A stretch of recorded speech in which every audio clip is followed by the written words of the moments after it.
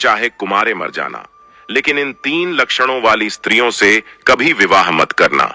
नमस्कार दोस्तों, स्वागत है आप सभी का पुनः आपके अपने YouTube चैनल पर। प्रिय दर्शकों, इस वीडियो में आपके लिए लेकर के आए हैं एक ऐसी कहानी जिसमें आपको बताया जाएगा कि अपनी जिंदगी में कुंवारे मर जाना, लेकिन इन 3 लक्षण वाली स्त्रियों से हमेशा बच करके रहना और इनसे कदापि विवाह मत करना। कभी जिंदगी में आप परेशान नहीं रहेंगे। मित्रों, ये कहानी आपको बहुत अच्छी जानकारी और सीख देकर के जाएगी। तो चलिए मित्रों, आपका कीमती समय बर्बाद ना करते हुए अब सीधे कहानी पर ही पहुंचते हैं। प्रिय दोस्तों, एक समय की बात है। किसी जंगल में तोता और मैना का जोड़ा एक वृक्ष के डाल पर बैठा हुआ था। तोता ने मैना से कहा कि हे मैना रानी, आज का समय बहुत ही बदल चुका है। मैना कहने लगी, पिया जी, ऐसा क्या समय बदल चुका है? तब तोता कहता है कि हे मैना रानी, समय इतना बदल गया है कि आजकल की स्त्रियां और आजकल की लड़कियां बहुत ही स्वार्थी बन चुकी हैं, क्योंकि स्त्रियां अपने स्वार्थ के लिए कुछ भी करने के लिए तैयार हो जाती हैं। जो काम उन्हें कदापि नहीं करना चाहिए, वो स्वार्थ के प्रति स्त्रियां कर बैठती हैं। मैना कहती है कि पिया जी, मैं तुम्हारी बात से सहमत नहीं हूं। स्त्रियां कैसे स्वार्थी हो सकती हैं? आप हमारी नारी जाति की बुराई कर रहे हैं। तोता कहता है, नहीं मैना, तुम हमारी बात पर विश्वास करो। तब मैना कहती है, नहीं स्वामी, मैं तुम्हारी बात पर विश्वास नहीं कर सकती हूँ। तब तोता कहता है, ठीक है मैना, जब तुम्हें विश्वास नहीं है तो आइए हम आपके लिए एक कहानी सुनाते हैं, और इस कहानी को सुनने के साथ साथ तुमको ये विश्वास हो जाएगा कि तुम्हारी नारी जाति कितनी स्वार्थी बन चुकी है और अपने स्वार्थ के लिए कितने गलत गलत काम करने के लिए तैयार हो जाती है। दोस्तों, तभी मैना कहती है, ठीक है स्वामी, पहले आप वह कहानी सुनाइए और सिद्ध करके बताइए कि हमारी नारी जाति स्वार्थी है या नहीं है। दोस्तों, तब वो तोता अपने मैना रानी को वह कहानी सुनाता है। तोता कहता है, हे मैना, एक समय की बात है, किसी नगर में 3 दोस्त रहते थे। एक राजा का लड़का था जो राजकुमार था, एक बनिया का लड़का था और एक साहूकार का लड़का था। 3 दोस्त थे। तीनों में बहुत गहरी दोस्ती थी, क्योंकि वह तीनों साथ साथ पढ़े थे और साथ ही साथ बड़े भी हुए थे। राजा का जो लड़का था, जो राजकुमार था, उसकी शादी भी हो चुकी थी। मित्रों, एक दिन की बात है, तीनों दोस्त राजा के बगीचे में टहल रहे थे। तो राजकुमार, जो राजा का लड़का था, वह अपने दोस्तों से कहता है, भाई, कल चलते हैं और अपनी पत्नी को उसके मायके से बुला करके ले आते हैं, क्योंकि बहुत दिन हो चुके हैं और हमें अपने पत्नी की बहुत याद आ रही है। इसीलिए कल ससुराल में चलते हैं और तुम हमारे साथ चलो और हम अपनी पत्नी को बुला लाए। तब इन दोनों दोस्तों ने कहा, जो साहूकार का लड़का था और बनिया का लड़का था, इन दोनों ने बोला, भाई, तुम तो अपने ससुराल में पहुंच जाओगे और ससुराल में ससुर जी के महल में आराम से सोओगे, लेकिन हम कहां जाएंगे? तब राजकुमार कहता है, मेरे भाई, तुम कोई सराय देख लेना और एक रात की ही तो बात है, रात सराय में काट लेना और सुबह मैं अपनी पत्नी को लेकर के आ जाऊंगा और आराम से घर के लिए निकल चलेंगे। दोस्तों, राजकुमार के बात को सुन करके दोनों दोस्त, साहूकार का लड़का और बनिया का लड़का जो था, वो सहमत हो जाता है। लेकिन बनिया का लड़का जो था, वो बहुत ही चालाक और चतुर था, और जो राजा का लड़का, राजकुमार और साहूकार का बेटा, बिल्कुल भोले और नादान थे। दोस्तों, दोनों दोस्त जब सहमत हो गए तो दूसरा दिन होता है और दोनों दोस्त अपने दोस्त राजकुमार के साथ में वहां से चल देते हैं, और चलते चलते 3 दिन इनके रास्ते में लग गई। और 3 दिन के बाद में राजकुमार अपने ससुराल के पास में जब पहुंचता है, उस नगर के पास में जब पहुंचता है, तो राजकुमार अपने दोनों दोस्तों से कहता है, मेरे भाई, यहाँ कोई सराय देख लेना और रात उस सराय में काट लेना और मैं ससुराल जाता हूँ, सुबह जल्दी आ जाऊंगा। तोता कहता है, हे मैना। राजकुमार इतना कहने के बाद अपने ससुराल के लिए चला जाता है, और इधर साहूकार का लड़का और बनिया का लड़का सराय की तलाश में निकल जाते हैं। ढूंढते ढूंढते उनको एक सराय दिखाई देती है, और सराय के जब समीप पहुंचते हैं तो उन्होंने देखा कि यहाँ खाने पीने की भी व्यवस्था सही है और रुकने की भी व्यवस्था सही नजर आ रही है। दोस्तों, सराय के दरवाजे पर जब वे पहुंचे तो वहां उन्होंने एक बुढ़िया को देखा। उस बुढ़िया के पास में जाकर कहने लगा, हे माता, हम इस सराय में रात व्यतीत करने के लिए आए हैं और सुबह चले जाएंगे। हमारे लिए इस सराय में जगह दे दो जो हम रात सही से काट सके। दोनों दोस्तों की बात को सुन करके वो बुढ़िया जो थी वो कहने लगी, देखो बेटा, चाहे कहीं भी रुक जाओ, चाहे कहीं भी जाकर के रात काट लो, लेकिन इस सराय में आप ना रुके, इस सराय में आप रात ना गुजारे। तब दोनों दोस्त ने पूछा, ऐसा क्यों माता? तब बुढ़िया कहती है, मेरे पुत्र, इसमें अगर आप रुके तो आप जिंदा नहीं बचेंगे, क्योंकि आपकी मृत्यु हो जाएगी। दोस्तों, इस तरह से वो बुढ़िया जो थी साहूकार के लड़के और बनिया के लड़के को समझा रही थी। तब तक एक बहुत सुंदर लड़की, एक बहुत सुंदर युवती दरवाजे के भीतर उस साहूकार के लड़के को दिखाई दे जाती है। साहूकार के लड़का ने जब उस सुंदर युवती को देखा तब वो उस पर मोहित हो गया और उसके साथ रात में रुकने के लिए वो तैयार था। उतावला हो रहा था कि किसी न किसी तरीके से हम इसके साथ रात गुजार लें। मित्रों, इधर वो बुढ़िया समझाती रही, लेकिन साहूकार का लड़का नहीं माना। साहूकार का लड़का जो था वो अपने दोस्त से कहता हुआ चला गया कि दोस्त, तुझे कहीं जगह मिल जाए तो तू रुक लेना, पर हम तो इसके साथ में ही रुकेंगे। दोस्तों, इतना कहने के बाद में वो साहूकार का लड़का जो था उस सुंदर युवती के साथ में रुकने के लिए वो अंदर चला गया। और जो सराय में एक हॉल टाइप का रूम, यानी हॉल जैसा एक कमरा था, वो बहुत गहरा और लंबा था। उसमें वो सुंदर युवती के साथ में साहूकार का बेटा चला जाता है। दोस्तों, इधर रात हो चुकी थी और सोने का भी वक्त कुछ समय में होने वाला था। दोस्तों, वो तोता मैना से कहता है, इधर साहूकार का लड़का उस सुंदर युवती के साथ में सराय के अंदर चला गया, लेकिन बनिया का लड़का बाहर रह गया, जो बहुत ही चालाक था, वह चतुर था और समझदार था। बनिया का लड़का ने उसे रोका भी, लेकिन वो नहीं माना। अब दोस्तों, बनिया का लड़का जो था वो बुढ़िया के पास फिर से पहुंचता है और कहता है, हे बूढ़ी माता, मैं आपकी बात को समझा नहीं। आपने कहा कि इस सराय में जो रुकेगा उसकी मृत्यु हो जाएगी और वह सुबह जिंदा लौट करके नहीं आएगा। इसका क्या कारण है? बताने की कृपा करें। मित्रों, तब वो बुढ़िया कहती है, बेटा, तुम उसे रोक रहे थे, लेकिन तुम्हारा दोस्त नहीं माना। मुझे डर है कि वो सुबह आपको जिंदा नहीं मिलेगा। बनिया का लड़का कहने लगा, वही तो मैं आपसे जानना चाहता हूं, माता, बात क्या है? खुल करके बताओ। तब बुढ़िया ने कहा, बेटा, ये जो सुंदर युवती आपके दोस्त ने देखी, जिसके साथ में वह अंदर चला गया, ये सुंदर युवती जो है ये एक वैश्य है और नागिन है।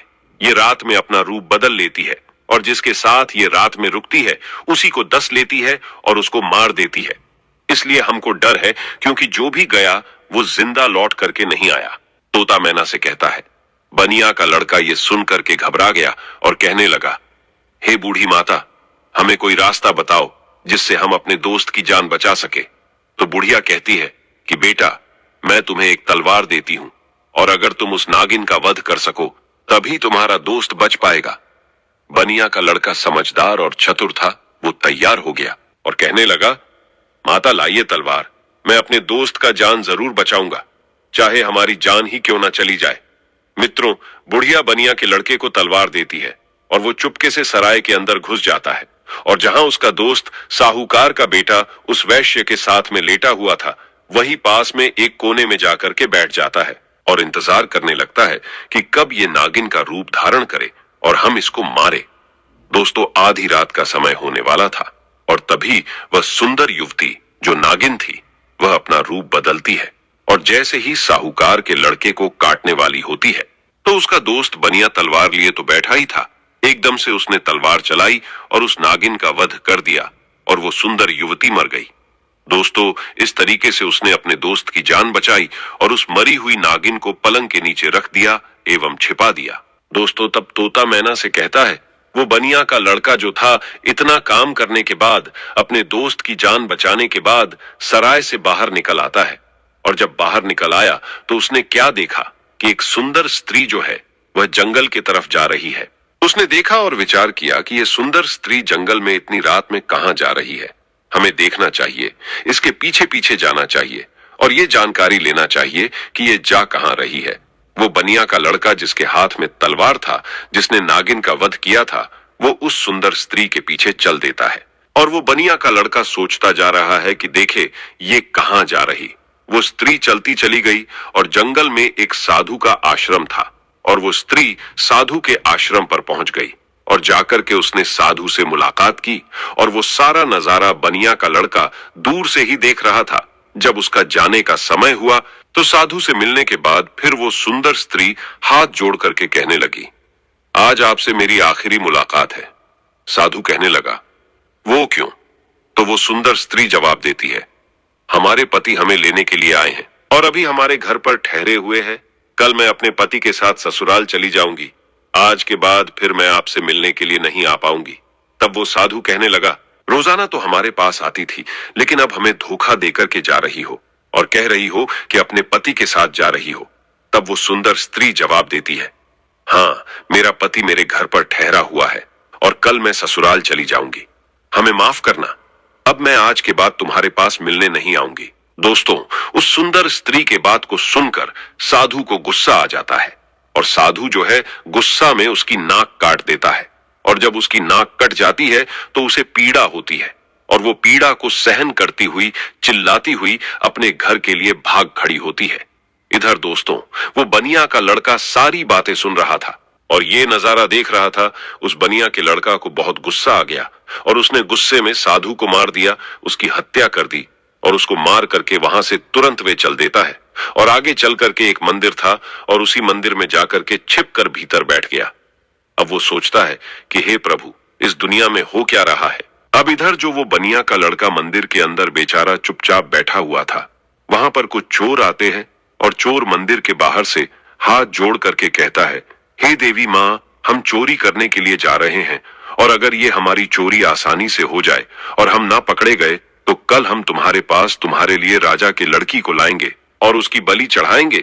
इतना कहने के बाद में वो चोर अपनी चोरी करने के लिए चले जाते हैं और जो अंदर बनिया का लड़का बैठा था, उसने जब चोरों की बात को सुना तो उसके पैरों तले जमीन खिसक गई और वो कहता है, ये क्या है? यहाँ भी एक हत्या होने वाली है। हे प्रभु, ये हो क्या रहा है? दोस्तों, वो बनिया का लड़का विचार करता है, चाहे कुछ भी हो जाए, लेकिन मैं राजा की लड़की की हत्या नहीं होने दूंगा। ये सोच करके वो मंदिर में बैठा रहा। इधर दोस्तों, क्या हुआ कि वो स्त्री जो थी जिसकी नाक साधु ने काटी थी, वो अपने घर पर पहुंची और उसने रोना धोना बंद किया। बाकी पीड़ा तो सता रही थी। उसने विचार किया, अगर सुबह लोग हमको देखेंगे तो पता नहीं, न जाने मेरे बारे में क्या कहेंगे। हमें शर्म से अपना सर नीचा झुकाना पड़ेगा। क्यों ना हम अपने पति को फंसा दे और ये कह दे कि हमारे पति ने मेरी नाक काट ली। तो वही हुआ। सवेरा होने वाला था और जैसे ही थोड़ा प्रकाश होने को था, तभी वो चिल्लाने लगी और कहने लगी कि देखिए देखिए, हमारे पति ने हमारी नाक काट ली। दोस्तों, घर वाले जो थे वो एकदम से भाग करके आते हैं और उसके पति को बंदी बना लेते हैं। जो वो राजकुमार था, जो राजा का लड़का था, उसको पकड़ लेते हैं और पकड़ करके वहां से राजा के सामने पेश कर देते हैं। राजा वो सारा वृतांत जान करके उसको जेल में डाल देता है। तब तोता मैना से कहता है, हे मैना रानी, अब आगे सुनिए क्या हुआ। इधर पूरा दिन व्यतीत हो गया। उसका दोस्त जो बनिया था, उसने पूरा दिन इधर उधर बैठ करके काट लिया और जब रात हो गई तब उसी मंदिर में जाकर के वे छिप करके बैठ गया, क्योंकि उसे मालूम था कि ये चोर राजा की लड़की को पकड़ करके जरूर लाएंगे, उसकी हत्या जरूर करेंगे, लेकिन मैं उसकी हत्या नहीं होने दूंगा। जब रात हो गई तो मंदिर में जाकर के तलवार लेकर के छिप कर बैठ गया और इधर आधी रात जब होती है तभी वो चोर राजा के लड़की को पकड़ करके लाते हैं और मंदिर के बाहर बैठ जाते हैं। कुछ देर बैठ करके बातें करते हैं और कहते हैं, देवी माँ ने हमारी बातें सुन ली है, कितनी बढ़िया हमें चोरी करवा दी, पकड़े भी नहीं गए और बहुत मालदार भी बन जाएंगे क्योंकि हमने बहुत माल लूटा है। इस तरीके की बातें कुछ देर करते रहे। फिर उनमें से एक बोला, देख भाई, अब उस लड़की को जल्दी ले जा और देवी माँ के सामने उसका सिर काट देना और उसकी बलि चढ़ा देना। तो दोस्तों, उन चोरों में से एक चोर जो था वो राजा के लड़की को पकड़ करके अंदर मंदिर में प्रवेश करता है और देवी माँ की जहां पर मूर्ति थी वहां पर ले जाता है और उस लड़की का सिर काटने के लिए जैसे ही वो चोर जाता है तो बनिया का लड़का तो वहां तैयार ही बैठा हुआ था और वो चोर राजा के लड़की का सिर नहीं काट पाया, उसकी बलि नहीं चढ़ा पाया, क्योंकि उससे पहले ही बनिया के लड़का ने उस चोर को मार दिया और चोर को मार करके उसकी लाश को एक बगल में रख दिया। इधर दोस्तों, उन चोरों में से एक चोर कहता है, देख भाई, वो हमारा एक साथी गया है, वो लौट करके नहीं आया है। अरे तू जा और देख करके आ कि उसने बलि चढ़ा पाई या नहीं चढ़ा पाई। दोस्तों, ऐसे ही दूसरा चोर जो है जैसे ही मंदिर में प्रवेश करता है तो वो बनिया का लड़का तैयार बैठा हुआ था, उसने उसको भी मार दिया। कहने का मतलब ये है कि इसी तरीके से उस बनिया के लड़के ने जितने भी चोर थे सारे चोरों को मार दिया और उस राजा की लड़की की रक्षा की। जब सारे चोरों को मार देता है तब वो लड़की निर्भय हो जाती है और उसके बाद में वो बनिया का लड़का राजा की लड़की से कहता है कि चलो हम तुम्हारे घर तक तुम्हें छोड़ देते हैं। दोस्तों, राजा की लड़की घबराई हुई थी, उस बनिया के लड़के के साथ में चल देती है और इधर राजा की जो लड़की थी वो बनिया के लड़के से प्रेम करने लगी और कहने लगी कि हम तुमसे विवाह करना चाहते हैं। दोस्तों, बातों ही बातों में वो लोग राजा के घर तक पहुंच गया और घर के दरवाजे पर जैसे ही पहुंचा तो बनिया का लड़का ने मना कर दिया, नहीं, मैंने तुम्हारी रक्षा की है, इसका मतलब ये नहीं है कि मैं तुमसे विवाह करूं, मैं ऐसा कदापि नहीं कर सकता। राजा की लड़की को गुस्सा आ गया और कहने लगी, अगर आप हमारे साथ शादी नहीं करेंगे तो मैं आपको जेल में डलवा दूंगी। बनिया का लड़का कहने लगा, जैसी आपकी मर्जी, लेकिन मैं शादी नहीं करूंगा। दोस्तों, तभी राजा की लड़की दरवाजे पर चिल्लाती है और कहती है, बचाओ, ये हमको पकड़ करके ले जाना चाहता था और ये हमारी इज्जत लूटना चाहता था। दोस्तों, राजा की लड़की को चिल्लाते हुए सैनिकों ने देखा तो सैनिकों ने भाग करके उस बनिया के लड़के को पकड़ लिया और राजा के सामने पेश कर दिया और कहा कि राजा साहब, ये तुम्हारी लड़की की इज्जत लूटना चाहता था, ये आपकी लड़की को पकड़ करके ले जाना चाहता था। वो तो आपकी लड़की चिल्लाने लगी, इसलिए मैंने बचा लिया, अगर वो नहीं चिल्ला पाती तो ये आपके लड़की के इज्जत के साथ खिलवाड़ कर देता। दोस्तों, ये सुनने के बाद राजा को क्रोध आ गया और उसने पकड़ करके उस बनिया के लड़के को जेल में डाल दिया, जहां उसके दोनों दोस्त भी मौजूद थे। जो साहूकार का लड़का था और राजा का लड़का था, वो दोस्त भी उसे मिल गए। साहूकार के लड़का को सराय वालों ने पकड़वा दिया क्योंकि इसने एक वैश्य व सुंदर युवती का वध किया, इसलिए वो भी वहां जेल में मौजूद था। अब तीनों दोस्त जेल में जाकर के मिल जाते हैं और एक दूसरे के साथ में वहां बैठ जाते हैं। इधर दोस्तों, अगला दिन हुआ और वो राजा दरबार में तीनों को बुलाता है, जिन तीनों को राजा ने पकड़ करके जेल में बंद किया था, और उन्हें सजा सुनाने के लिए तैयार हो जाता है। दरबार लगा हुआ था और राजा ने जो साहूकार का लड़का था जिसने वैश्य का वध किया था, उसे अपने पास में बुलाया और उससे कहा कि क्यों रे, तेरा क्या नाम है, कहाँ का रहने वाला है। तब वो लड़का कहने लगा कि मैं साहूकार का बेटा हूँ। राजा कहने लगा, ये बता तूने वैश्य का वध क्यों किया, उसे क्यों मारा। अब दोस्तों, उस साहूकार के लड़का को कुछ मालूम ही नहीं था जो वो राजा को बता सकता। उसे नहीं मालूम था कि वैश्य का वध किसने किया। वैश्य का वध साहूकार के लड़का ने किया नहीं था। जो उसे मालूम होता, राजा ने फिर पूछा, चुपचाप क्यों खड़ा है, बता कि तूने उस वैश्य का वध क्यों किया। दोस्तों, तब वो साहूकार का लड़का तो नहीं बोल पाया, लेकिन जो बनिया का लड़का था वो कहने लगा, महाराज, क्षमा चाहता हूं जो बीच में हमको बोलना पड़ रहा है।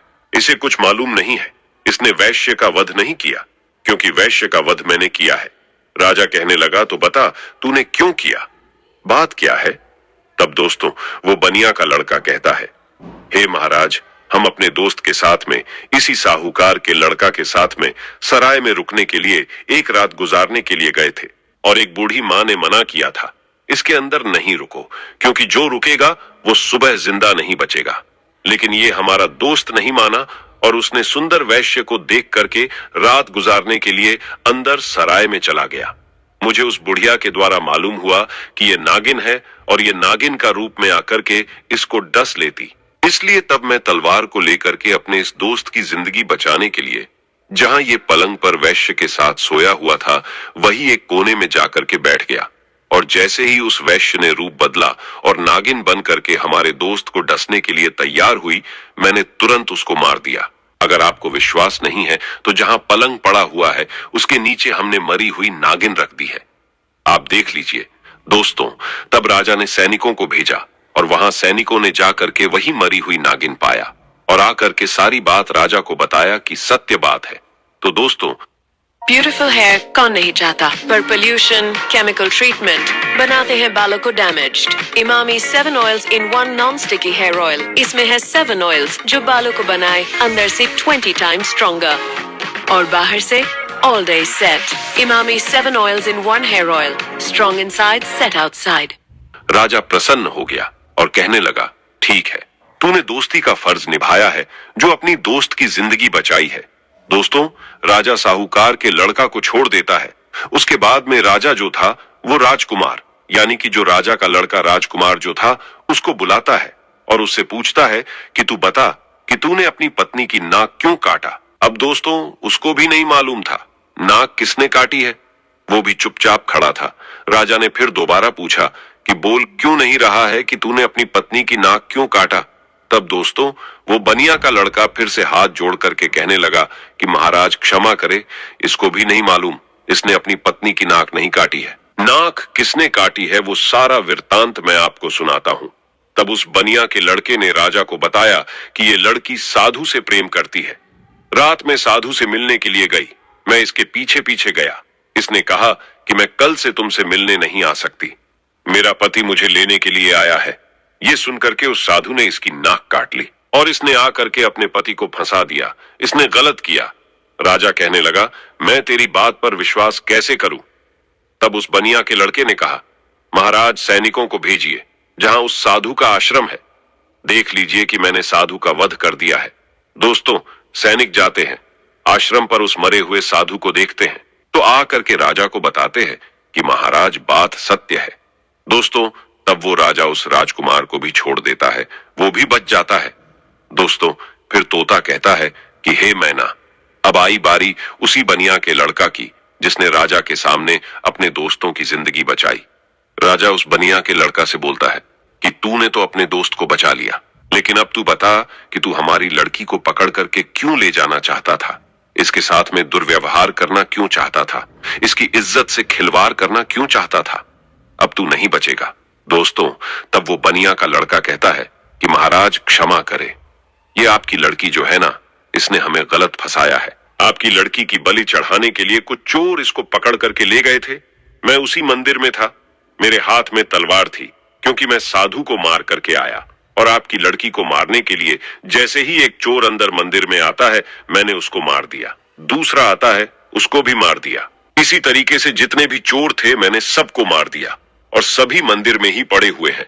अगर विश्वास नहीं है तो सैनिकों को भेज करके देख लीजिए। दोस्तों वही हुआ, सैनिक जाते हैं मंदिर के पास में, मंदिर में जाकर के देखते हैं तो उन चोरों की लाशें पड़ी हुई थी।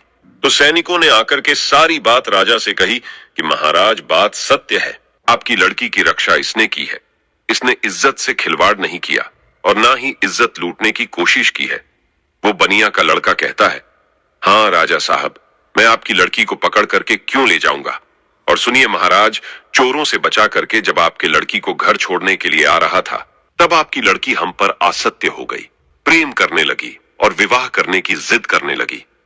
मैंने कहा मैं ऐसा कदापि नहीं कर सकता, मैंने जिस लड़की की रक्षा की है और उसके बदले में मैं उससे विवाह करूं, उसकी इज्जत से खिलवाड़ करूं, ऐसा मैं नहीं कर सकता। मैंने उसे मना किया तो उसने कहा अगर तुम हमसे विवाह नहीं करोगे तो हम अपने पिता से कहकर तुम्हें जेल में डलवा देंगे, और उसने वही किया। बनिया के लड़के के बात को सुन करके राजा जो था उसका चेहरा शर्म से नीचे झुक जाता है और तब उसने बनिया के लड़के को आजाद कर दिया और माफी मांगी कि जाओ बेटा तुम आजाद हो, तुम्हारी गलती नहीं है। इस तरीके से वो बनिया का लड़का जो था अपने दोनों दोस्तों को बचा लेता है और खुद भी बच जाता है, और तीनों दोस्त हंसते हंसते अपने नगर में चले आते हैं और आराम से फिर वही रहने लगते हैं। तो दोस्तों अब वो तोता कहता है कि हे मैना, देख लिया, इस तरीके से नारी जात स्वार्थी बन चुकी है और अपने स्वार्थ के लिए गलत से गलत काम के लिए तैयार हो जाती है। अब उस गलत काम के लिए चाहे कुछ भी करना पड़े, चाहे कितने भी कष्ट झेलना पड़े, चाहे किसी के भी जिंदगी से खिलवाड़ क्यों ना करना पड़े, लेकिन ऐसी स्त्रियां नहीं मानती हैं। दोस्तों अपने पिया तोता की बात को सुन करके मैना जो है वो चुप हो जाती है। उसके बाद में तोता कहता है हे मैना रानी, इसीलिए तो मैं सोचता हूं कि चाहे भूखे मर जाना, लेकिन इन 3 लक्षणों वाली स्त्रियों से कभी विवाह मत करना। तोता समझाता है कि 3 लक्षणों वाली स्त्रियां ये है, पहली वो जो पति होकर के भी पराये पति से हित करे और पराये पति से छुप छुप के मिलने के लिए जाए, अपने पतिव्रता धर्म को भूल जाए और उसके साथ में हवस का शिकार बन जाए। तो ऐसी स्त्री से हमेशा बचना चाहिए और ऐसी स्त्रियों से दूर रहना चाहिए।